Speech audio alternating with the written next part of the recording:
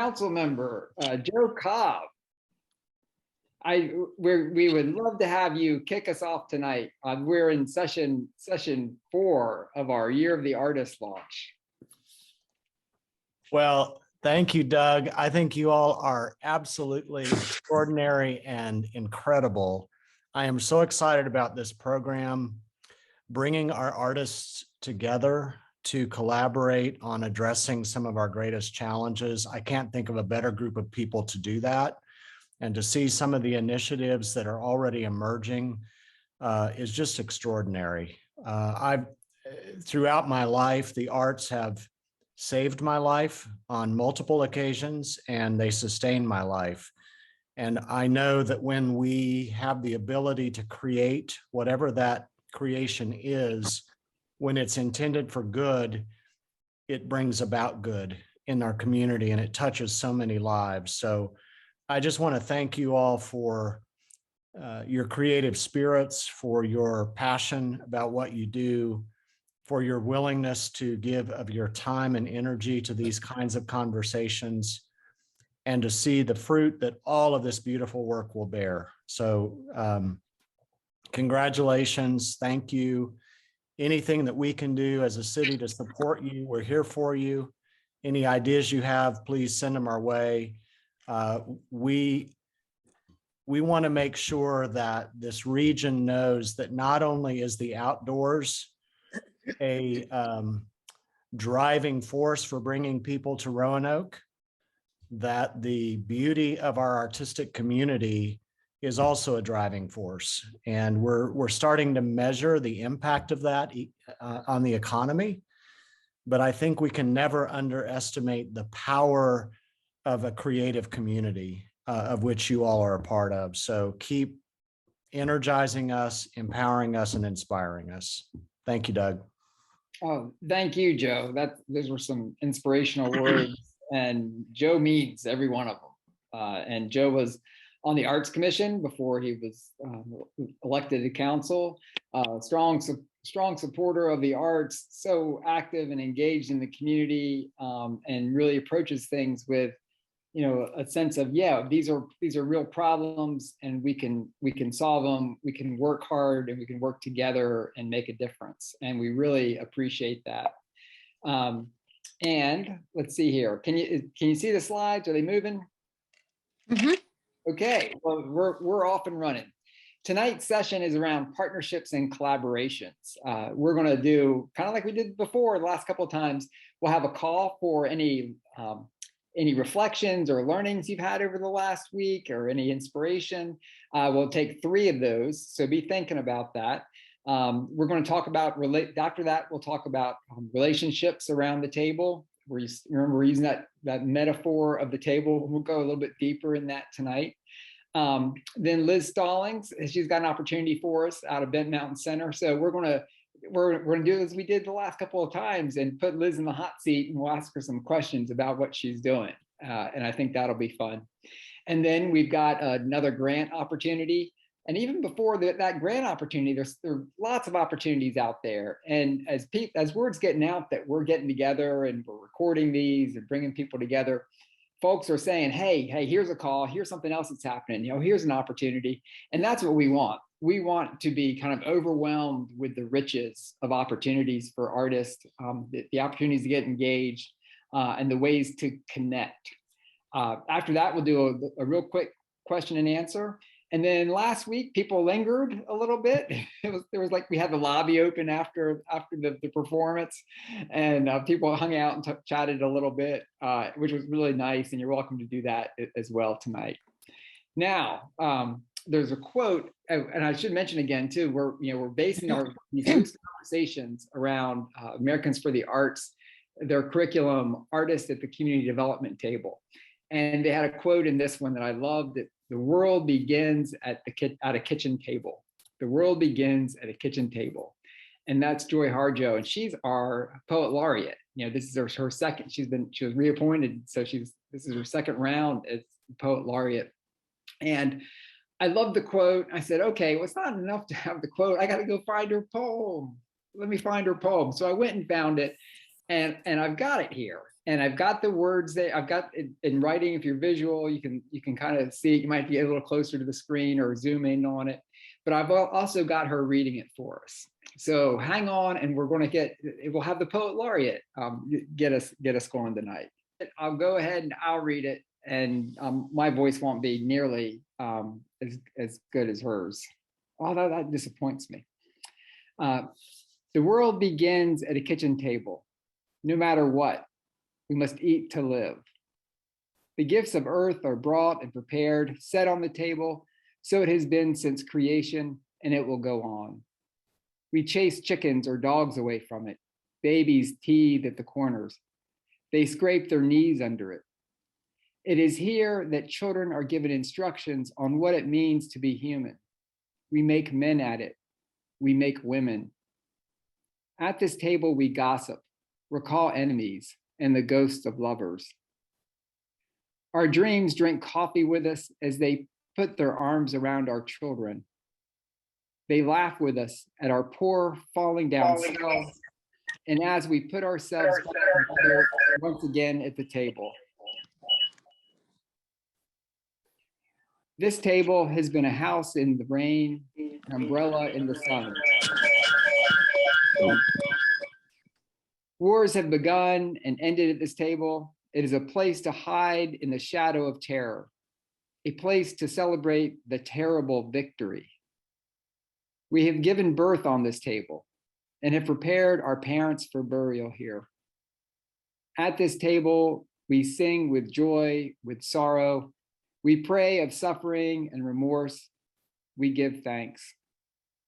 Perhaps the world will end at the kitchen table while we are laughing and crying, eating of the last sweet bite.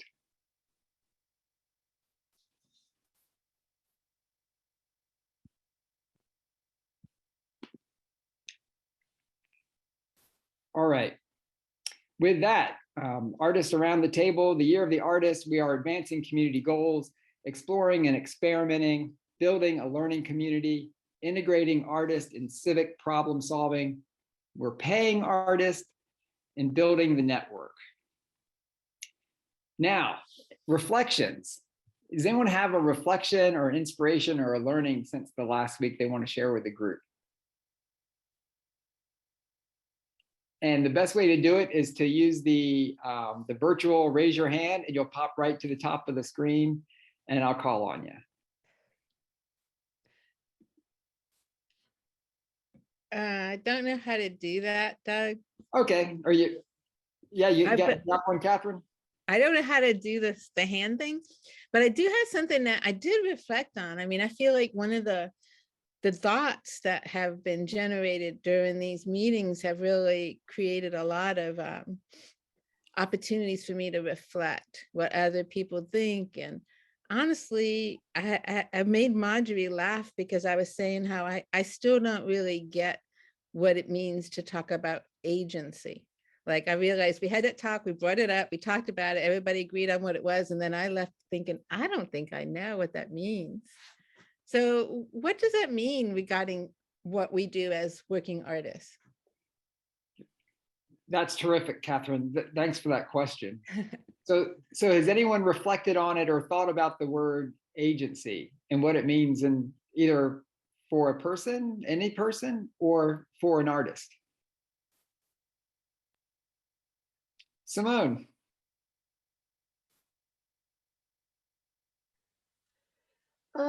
I have thought about agency a lot in terms of my career, but essentially what I think agency means is that we each have a voice and we need to have confidence to express that voice, and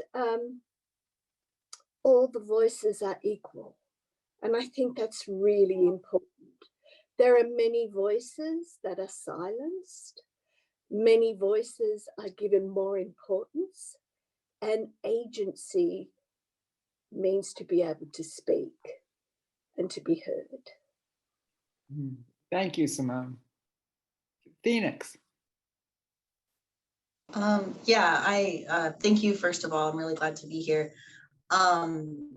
I have not been part of the other meetings, but as I prepared for this meeting and I was applying for the latest project and have been reflecting on my own career as an artist and a poet and a writer, I was thinking actually a lot about my agency. And I think that what I came to in my reflections is that to be able to have agency as an artist and even as a citizen of Roanoke City and a member of the community is to also have access to privilege.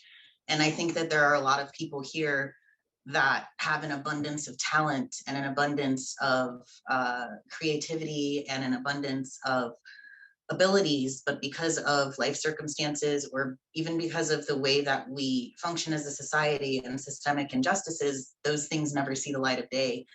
And I think about my own personal situation and how, because of the things that I've experienced and being part of multiple intersectional marginalized groups, my agency is limited as a person of color, as a transgender person, as a person who's disabled, as a single parent, as a survivor of homelessness, things like that. And so for me, agency is extraordinarily important with my work and with my art. And because of that, there's a lot of times where I'm not necessarily willing to compromise because I finally was able to find my voice and I want to hang on to that. And I think that a lot of times in order for our voice to be heard, in my experience, it's been that we have to make compromises and we lose some of that agency, I think, in order to get our work out there.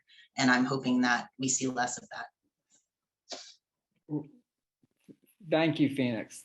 You've given me something really to think about as well. You know, that the thought of compromise in there, and what are you willing to compromise around or about to be even at the table. Sometimes you feel to even be there, you have to make compromises. Now that's directly opposed to the way Simone couched it, and we have to kind of dig into that and kind of and see what's happening in the room that makes certain voices, certain people feel that what they have to contribute isn't of value, that they're not welcome. Is it something that is overt? Is it something that's quietly happening and no one's asking about it? Is it intentional? Is it the way it's always been done? You've given me lots to think about. Thanks, Phoenix. Anyone else on Catherine's question about agency? And it's one of those words that Catherine, I think I might have said last week. Yeah, I think I hadn't dug into it deeply before this. Any other reflections or learnings then?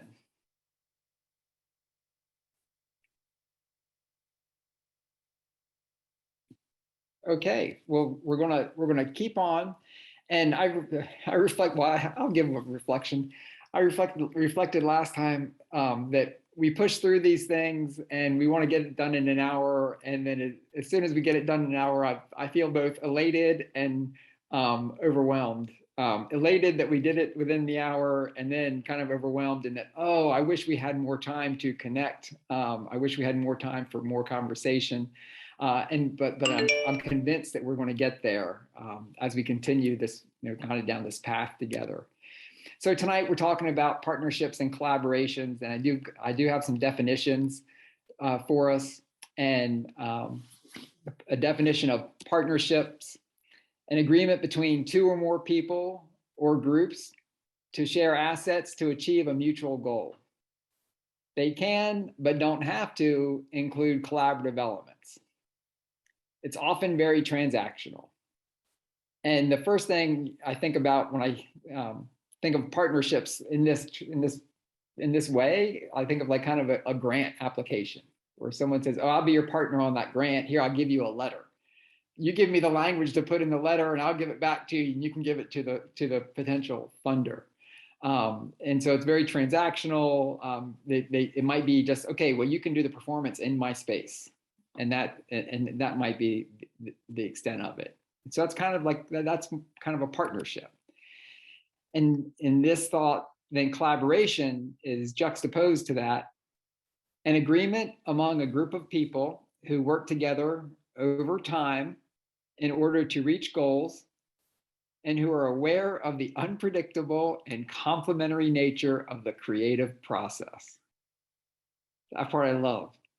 And are aware of the unpredictable and complementary nature of the creative process. There is agreement about abilities and capacity, as well as fair distribution of labor and responsibilities. So collaboration is one of those words we throw it out there a lot. We say, oh, you got to collaborate. And even when I think often, like even I'm thinking about the city funding process, we say, hey, you got to have a collaboration, but we often don't go that deeply into it. You know, we know that two organizations are connected and they're doing it together in some way, but we haven't, you know, we don't dig that deeply into it. And maybe it's not the place of the funder to dig into it, but the collaborators certainly need to dig into it. So how do you dig into it? What kind of things do you have to talk about as you enter either a partnership or a collaboration? So what kind of things do you have to talk about if you're going to partner with someone, if you're going to collaborate with them? And you can throw it in the chat if you want to. I think I can figure out how to get to the chat now. All right. Oh, the goal. Terrific. Thanks, Stephen. You got to talk about a goal. What are you trying to achieve? Money.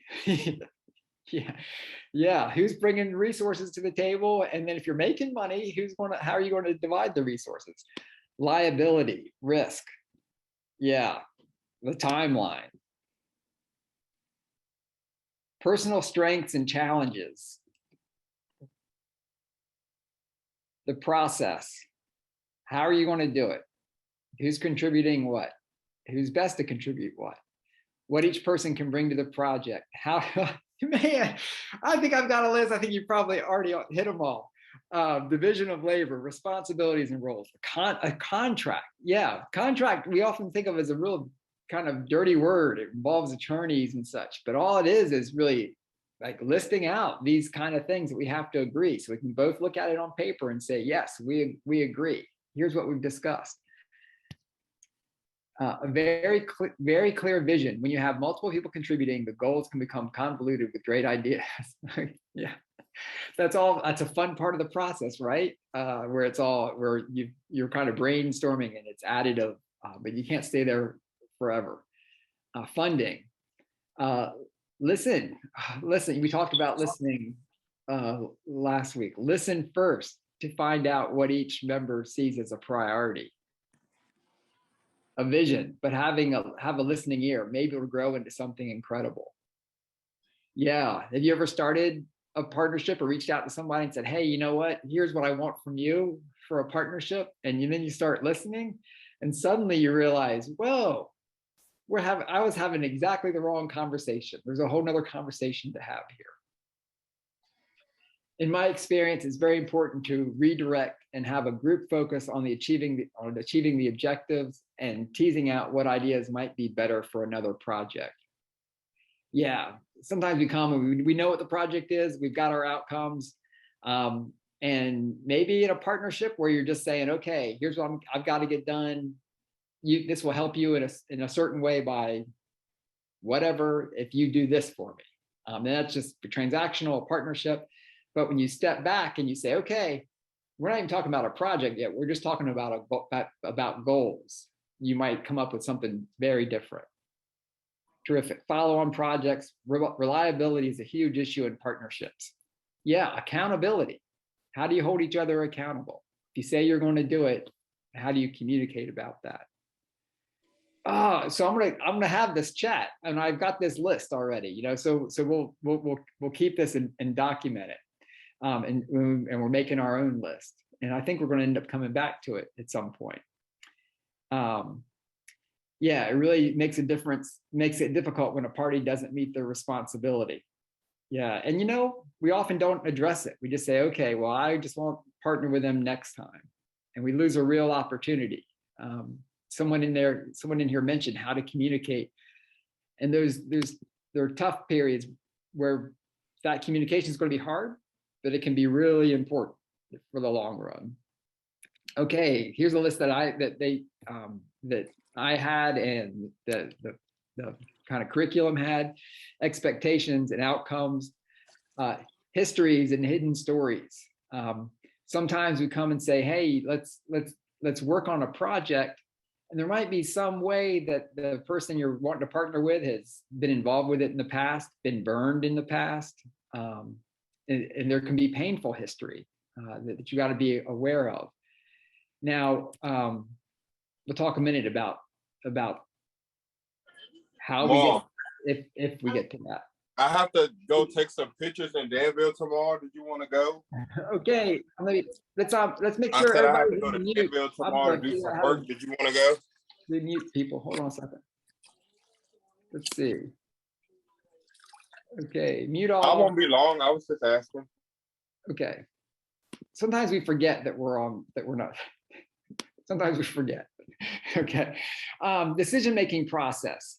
We often don't talk about the decision-making process. How do we make decisions? You know, you don't have to have Robert's Rules of Order, but you might want to have a process. How to handle disagreements. Okay, there's that word, agency. So this might be, you know, might not talk about it in terms of agency, but that history. When you approach somebody, you might feel a reluctance sometime. It might be, you know, worth thinking about. Why is somebody reluctant to get involved with a project? Again, and that could tie back to histories. Power. What's the power structure?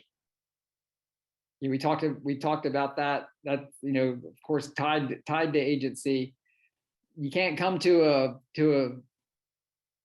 you can't come into a collaboration, have all the power, and expect it to be an equal collaboration and everyone to feel like they have an equal voice. So understanding what the power dynamic is important. And someone already said it: how to talk to each other. How to talk to each other. Now, so part of getting to, you know, starting the conversation, you can kind of lay out what you want, what your goals are. You know, if you're asking someone for something from someone, you can say, okay, well, here's what I'm trying to do, and here's where I see you fitting in. That's very different than listening, and which has been pointed out. So you can start at the other spot. What does the other person want? What the person you think might be a good fit for collaboration? What are their goals? And how do you know? You can't get to all this immediately. I'm gonna keep saying it. This is about relationship building as well, and it can take lots of time. But you know, this is a nice little image. Everybody loves the Venn diagram. What I want, what you want, and then what we want in the center. Now, it struck me that this is a good way to think about it, but there's also a temporal aspect. And we all might want the same things in the center, but there might be things that are a real priority for me. And if I don't get those kind of up front, I'm not going to be around to partner for long. So you've got to kind of think about the urgency and the priorities of each person, in addition to kind of just what's in that field. So time. We said this all takes lots of time, and we're gonna, you know, and I'm guilty of ignoring the importance of time. We'll put calls out and say, okay, you've got 3 weeks to come. We'll do it tonight. I'll just prove it. You got 3 weeks to come up with a project, and we don't want to be that bad about it. And I'm kind of joking. We'll put a call out tonight, but it's a piece of a call, so we can start modeling some things. It's not the only opportunity for this call, because we know we've got some people who are working on projects and are ready, who have been building relationships. Now, there's, you know, we can think of artists, and we're saying, you know, we said when artists come to the table, what is it they're doing? And one way we thought about it was, their artists are good at seeing things in a different way. They're good at being different parts, or connected to different people in different ways. They're good at kind of understanding and observing and being able to ask questions. So that takes time, though, as well. And when we're saying, okay, if we're asking you to do a project that's engaging people in a neighborhood, we'll probably ask, it's going to be great when we do these calls if you're doing a project that's in your neighborhood, where you've got the relationships, or where or with partners that you've been working with over time, where this time is kind of built into the recipe. That process, it's different for every artist. It's different for every person. When you come into a room and you kind of assess the room and you hey, do I fit in, or how I'm listening. I'm going to sit in and listen.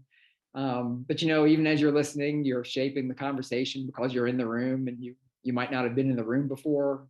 But if you're working with a group where you've been in the room for a while, or comfortable with you, it's different. You're going to hear different stories. You're going to hear different. You're going to hear more. So that time is a big component of it. Think about what you care about most. This is a tough question. This will send me out for like 30 minutes into kind of a daze in a way. What do you care about most? And then, like, how do you share that with people?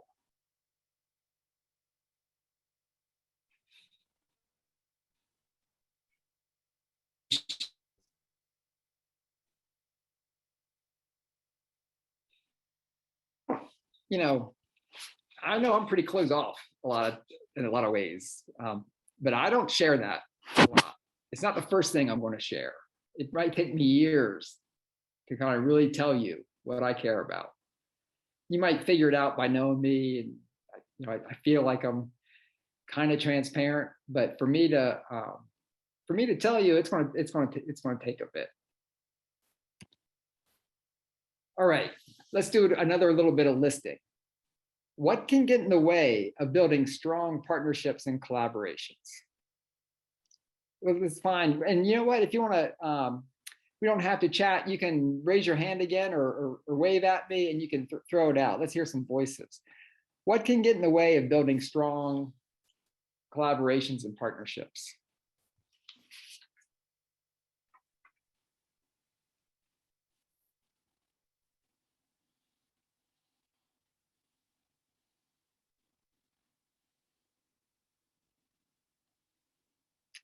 Tashawn. And you're on mute. You'll just have to unmute. Yeah. Can you hear me now? Gotcha. So sometimes I feel like things that can get in the way of a good partnership is fear. I feel like when we have lack of confidence in self, sometimes that can also get in the way of other future opportunities. So I feel like fear and lack of confidence. Wow. I raise your hand if you respond to that comment. I'm raising mine. Yeah, Richard. Yeah, I think fear is a big part of it, and lack of confidence. I also put down like bias, just not knowing or making assumptions about people. I think those can really get in the way of partnerships. Terrific. Yeah. So someone else had raised a hand, but maybe they had. Okay. Liz. Offering more than you can handle, because we all like to do everything in a collaboration, but I think that scaling back and doing what we can realistically helps. Okay. Yeah, I'm raising my hand too. I'm going to respond. I'm responding to all of these. Okay, and Phoenix. I think trauma too, like just having experiences with trauma, and not that it's necessary to talk about those things all the time, but especially if we're talking about issues of like social justice, there can be generational or systemic trauma that can be present, and that can get in the way of partnerships in different ways. Thank you. Yeah. Okay, all four of these are really important. Let's step back and talk a little bit more about fear. Man, fear, lack of confidence, it can make me weird. I can catch myself walking into a room, and it's not, in a way, it feels like it's not the real me.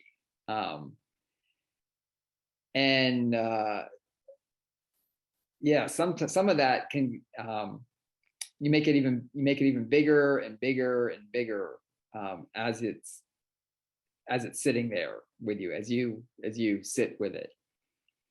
Tyshawn, do you have any thoughts on how to counter fear? So yes, it starts with believing in the product or either the partnership. If it's really hard to support something that you don't believe in, and being open to making mistakes. I'm learning to love mistakes instead of being afraid of them. Like, mistakes are the best teachers. I happen to do hair already, and I learned something about hair cutting is like the best teacher of my haircuts were my mistakes to tell me what not to do again. And it's like embracing more of my mistakes is helping me with not being so fearful. Oh, fantastic. Tyshawn, you will love that. When I was in the Navy, I ran the barbershop on the destroyer. Oh yeah, that was good. And the way, but you know what? I didn't cut hair. I had a team, and when we needed a barber, you know what we did? We just took somebody and said, "Okay, you're the barber." Yeah. We hadn't given them any try. It's hard to believe it now, because you have to live with the people whose hair you're cutting, and if you mess up somebody's hair, they're not happy. Something, so that's good. So mistakes are the best teachers. yeah, fantastic. But being able to be okay with making a mistake and say, okay, this is we talked about a theory of change before, and we're talking about it again. This is what I thought was going to happen when I worked with good intention on this problem like this, with in an honest way with my partners. Things aren't going to go right. It was even in that definition of collaboration, right? That things are going to go in unexpected ways. Being willing to make those mistakes, and the more you make them, the more comfortable you get them, and the less scared you get. All right. How about bias? Richard, you offered bias. How can we counter bias when we're engaging in partnerships? Well, I think the most important thing is to keep an open mind, especially when we're meeting new people. Don't make assumptions based on the way they look, the way they talk, any of those kinds of things. It's so easy, and sometimes we don't even think about it, don't even know what we're doing. But I think we've got to, everybody we meet, we've got to give everybody a chance to know us, and for me to know them. Thank you. Yeah, that unconscious bias that we're not aware of. How do we make ourselves aware of it and become more intentional, more open, with eyes more open about the real people we're looking at? Yeah, these are real people around the table with us, right? Liz, you mentioned, let's see, I've lost you on the screen, but you can pop up and offer one way that you've kind of countered offering too much. Or I might have lost you. Awesome. I'm here. Okay. Yeah. Did you have any? So what was the question? Yeah. How do you said offering too much was something that got in the way. How do you catch yourself and prevent it? Well, I think you tell on yourself first, that you can tell people that you have a tendency toward that. And rely on people who have good time understanding, so you can work together to have like check-ins and like realistic goals, scope and sequence. Excellent. Excellent. Yes. Tell on yourself. I love it. Hey, here's me. Okay. And Phoenix. yes, Yeah. And Phoenix, what are some tips for people? And it's deep work to go, to have, trauma informed relationships, to understand what it means for people to even be at the table, what they might be going through. But what are some ways for us to start to explore that and to go a little bit deeper? I think, like you said, having trauma-informed relationships and communication and care, it starts with knowing about trauma and understanding that when it comes to trauma, it is an issue of neurology. It's something in the brain. And there's this sort of assumption that a person who has trauma can control their reactions or just make this sort of concerted effort to act a certain way, which is the way we understand trauma, but that isn't how trauma works. And so I think open communication, I think being willing to sit down with somebody and hear them out, to be able to understand that sometimes when a person reacts, it is not because of you. It can be because of something their brain is doing that they cannot stop, and being, I think, a safe place as well. But then also boundaries. It's important for everyone involved to be able to maintain their boundaries and practice their own self-care, because if you're sitting down with somebody who is having a trauma reaction or who has a background of trauma, you've also got to take care of yourself, and you've also got to maintain healthy boundaries for yourself and for that person, so that you can work through it together, I think. Mm-hmm. Thank you.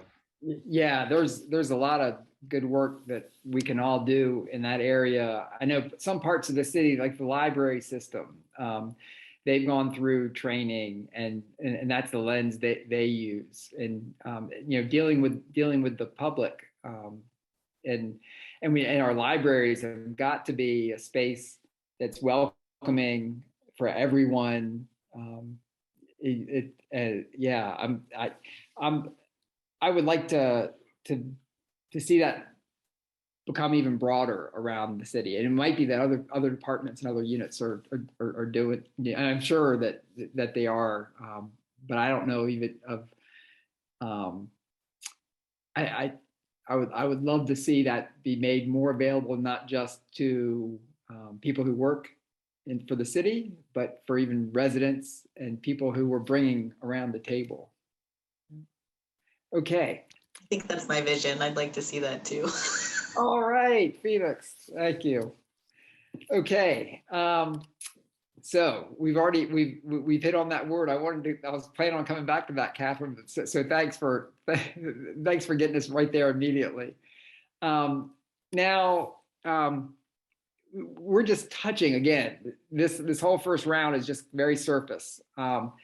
But if you're working on a partnership or working in partnership with someone, working on a project, you got multiple people around the table, like how do you keep things on track? And we said, like, first, how do you talk? What's the language you use? You kind of have to build a shared vocabulary as you're digging in on things. And we talked about that theory of change. And that's one way to keep us on track. The very first thing someone offered when we said, what do you need for a partnership or collaboration? They said, a goal. You need to know what you're working on. And yes, that's exactly it. So what is that shared vision? What are we working on? Where do we want to go? Where are we starting? And what's in between? How are we going to get there?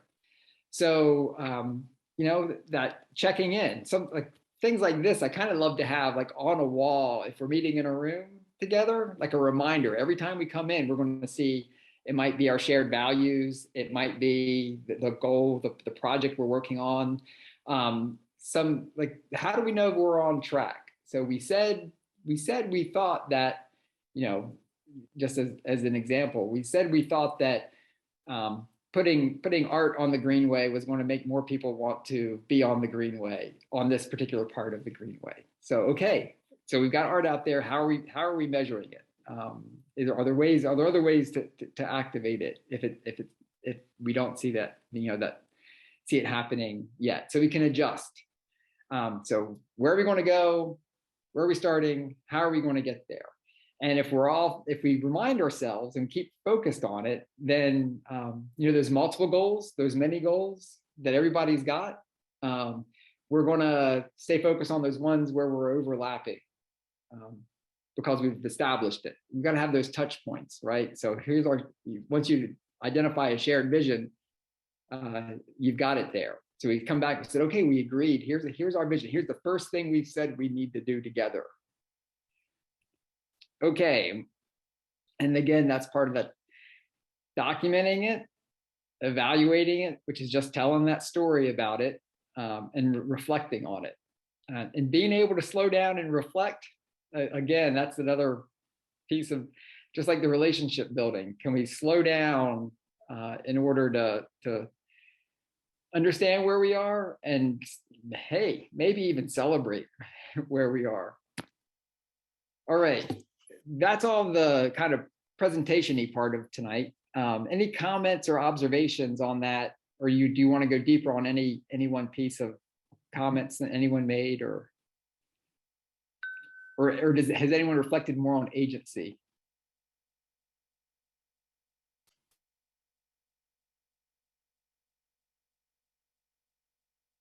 Polly. Yes. So I'm just thrilled that, we're at this point in time where we can be talking about communication skills, trauma awareness, conflict resolution, understandings, slowing down. Our personal needs are finally catching up to the greater needs, and it needs all of us, right? So I guess I paused when you said, wouldn't it be great to put posters up in the room, and not always thinking that, because I always want to bring reminders, of what are these agreements, and which part of the agency are you, if we're around the table, each person, we need to know, because we could get a few months down the road and realize, oops, wait a minute, we're at a roadblock here because we didn't review those concepts and agreements about how to communicate, how to address a difficulty, how to actually not just pause, but stop if necessary to address some difficulty. And that it doesn't have to be hard. I think some people, maybe like you were saying in the service, some people are just chosen or picked, or they find themselves at the table because they're supposed to be there to represent such and such, but they don't have the same concepts of how to relate. And that's okay, right? It's because we're talking about it nowadays instead of grumbling or being frustrated later. So I'm just thrilled that we're talking about it. Hey, thanks, Polly. One thing I love, I love this in meetings, and the process timeout. Kind of call time out when something's either like we need to step back and say, oh, you know what? I realized we never talked about how we were going to make a decision. Let's just stop talking about the decision and talk about how we're going to make the decision. I think sometimes I've been in rooms where it seems like nobody really knows how things were established, but we all feel like we're supposed to have known. So we never ask the question. We never, like a decision-making process, we often don't dig into it. Why each person is in the room. Sometimes we'll do an icebreaker at the beginning of like, why are you here? Or what brought you here? But it's hard to tell the real reason why you're there as an icebreaker. It may not be the first thing you want to offer. Yeah. All right. Any other thoughts? Simone.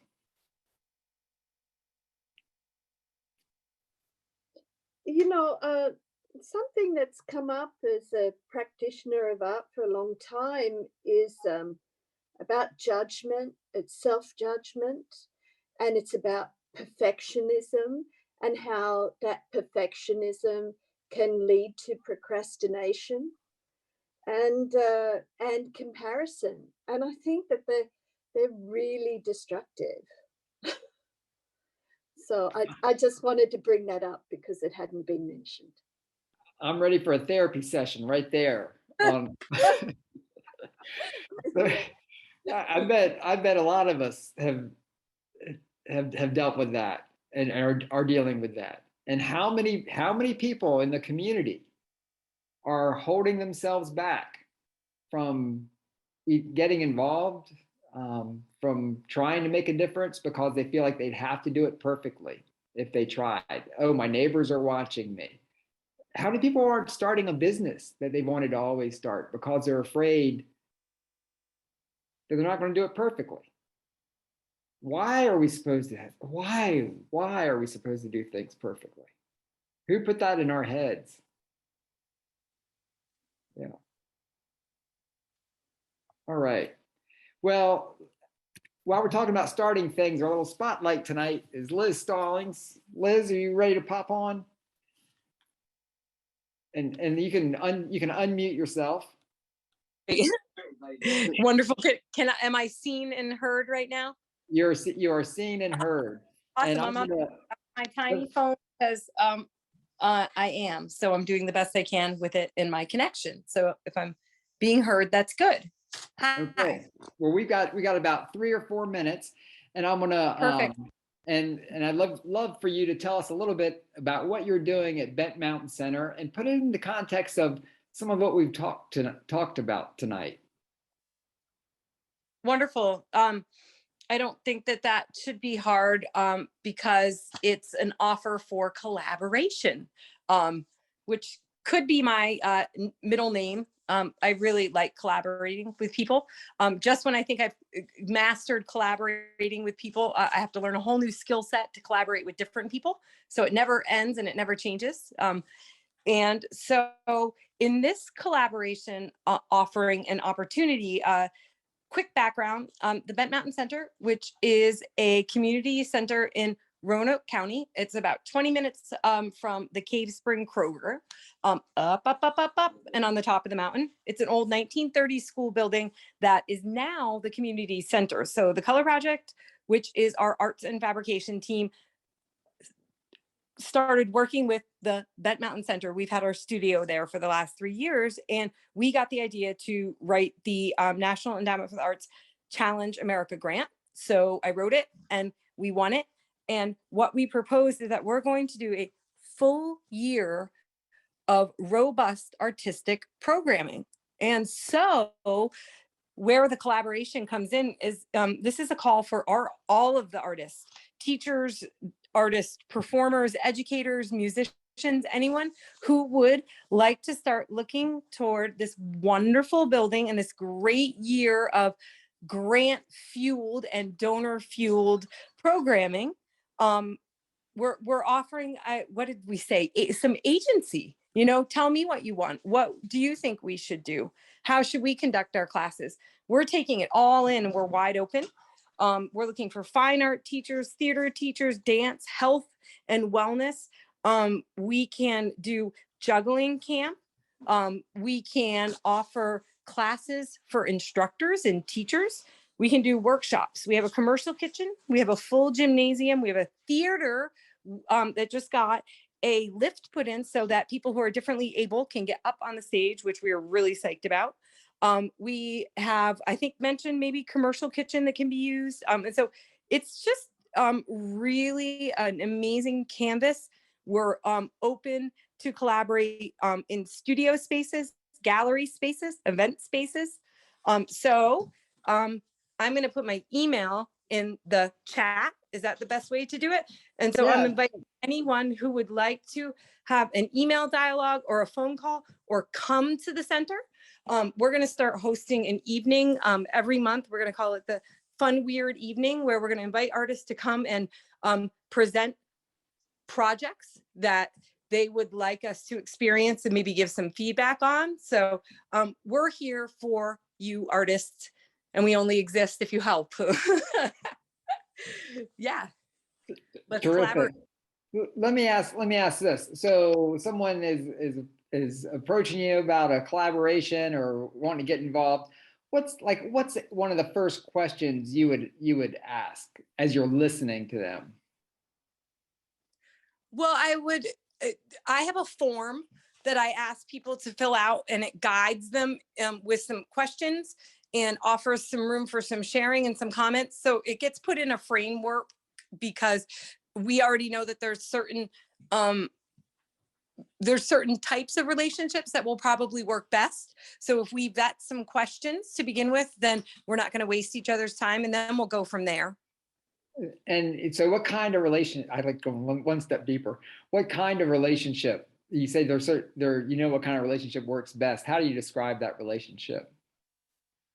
Well, if it's for an art class, right now, we don't know enough to train teachers. So we would like someone that comes with established art classes that know what their supplies are going to cost. We're going to pay for those, by the way. We're going to pay you a fee for teaching the class. If you come and you like a certain band and like you think that they're the most amazing band ever and everyone's got to hear them, send us a demo, let us listen to it, and then put us in touch with their booking agent. So there's a lot of room for, if you think that it's cool, come and volunteer and hang out with us. You know, we can all just sit in the studio and do art. So there's a lot of room. I think that it's an interest to execute something and follow through. Great. And Sure. know that there's support to do it, even if you don't know how to do it. We're looking for, I think, a certain kind of emotional intelligence. I think that's what you would say it is. Yes. Yes. Excellent. Well, thanks, Liz. We want to keep bringing opportunities, putting opportunities in front of you. You know, we're saying it's the year of the artist in the city of Roanoke, but we love to operate more regionally. You know, you don't have to be a Roanoke-based artist. You have to care about Roanoke, and we wanted to build a strong community in Roanoke. But we care about building a strong community that surrounds us. Just because we have jurisdictional mean that we have to act like it all the time. And another opportunity that's out there, I don't know if Courtney's on or Brian Hancock.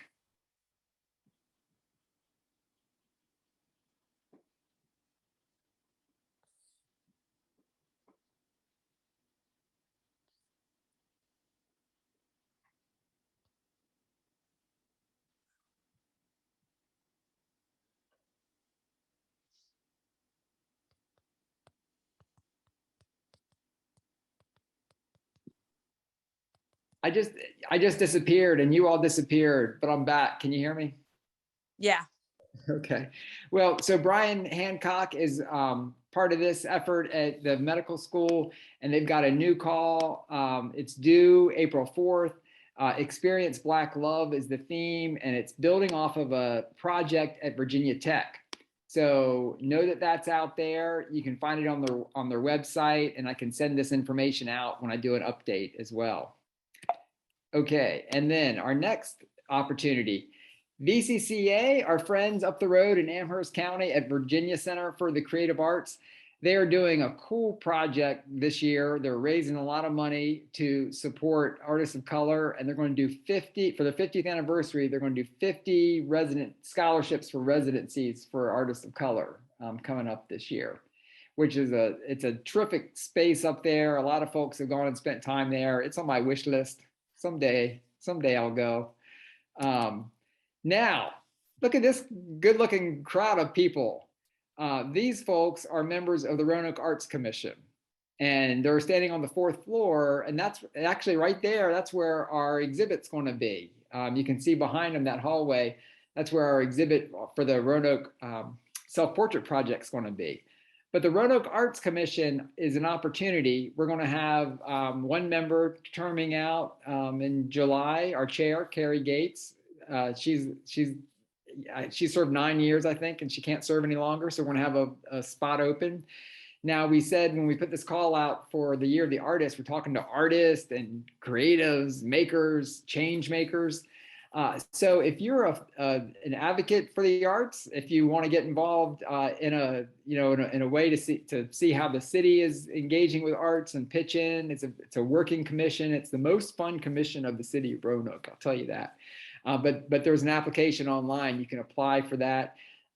We also, we're always looking for kind of like ambassadors and organizers and such. So there are ways, if you're passionate about this stuff, and this is my bias. I kind of think it's an art in organizing these things too. It's a creative process, so you can get involved in that.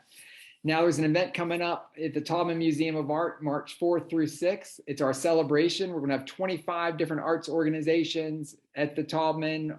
It's the first weekend in March, kind of a big explosion celebration of arts.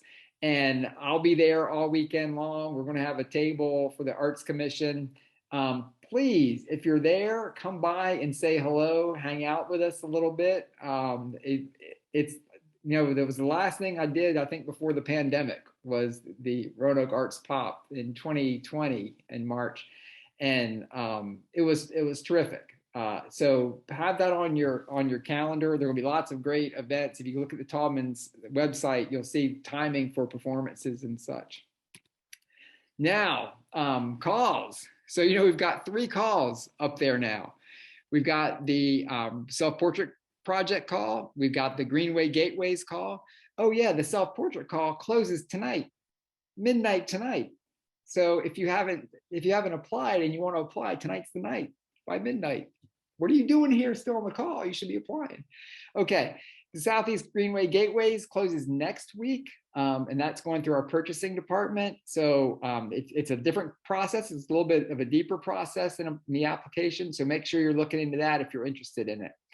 And Nick can help you with that. Reach out to me in the next few days if you're interested in that and you need some help. And then Inspired, our cultural experience grants for artists. Remember, you can get up to $100 to go do something in the community. You can go to a symphony concert. You can go to the opera. You can you can get tickets for an exhibit. And we'll give each artist who applies, first come, first serve. We probably have about room for 30 or 40 grants, but you just upload your tickets and we'll throw in, if it's under the $100, we'll throw in money for your snack. Now, our next call, Art Matters, a call for art advancing wellness, justice, and inclusion. So this is going to be the big part of our grant program. But we're just going to start it now. So we're going to do a small piece of it. Round 1 for our Art Matters grant. Here's how I've designed it, and I think it's a fit. You can apply in round 1 for anywhere between $500 to $3,000. We're going to try and pay it in advance, or at least part of it in advance. We might be able to pay the whole thing in advance. That's my goal. We might inquire if you have a project that requires insurance. We might up that a little bit so that you can buy insurance for your project, or for really for your artistic business, because you can buy a year policy that will cover you. And then if you're doing projects, like some projects, if it's in the city space or we're partnering with you, we'd require insurance. You'd have to give monthly reports until you do your final report. It had to be completed by June 30th of 2023. In this round, I'm setting aside $25,000 up to $25,000, and that means we'll have $75,000 left. So don't worry if you don't have the project, you haven't built the relationships yet, you don't know what the project is. I know some folks have been out there working for a while and building those relationships and have a project ready. So we want to go ahead and get some money on the street. I have it here March 8th. That's only 2 weeks. I might extend it a little bit. At the same time, we want to go ahead and get some money on the street. We don't have a short process. I want people to have access to it. But since we're going to have more money coming, this is about getting some people going so that we can learn from them and learn with them. They're going to be rolling grants. We might say, okay, well, here's one. We're ready to do one grant, $3,000. Here's an artist who's working on that project. We're going to be we're going to know about it. We're a learning community. So we ask that if you apply for it, you're willing to be part of that learning community where we ask you to kind of share what you're learning. We're also going to have some working artist coaches who are ready to help you. When we talked about the things that can get in the way of a partnership or a collaboration, or when you're working in a project in the community, there are a whole host of things, and there are no pat answers. There's no one right way to address anything. It is an art, right? So we hope that you'll dig into it with us. And if you have a challenge, like, okay, let's sit down, let's get a small group, we'll think about it, or get one person to think about it. I'm certainly here. I hope we're going to be learning a lot. So in this first call, we're hoping those folks are really going to be willing to help us learn. Okay, so with that, let me stop the share and see if there are any questions. Let's see. Stop share. Okay. All right. Are there any questions on that call?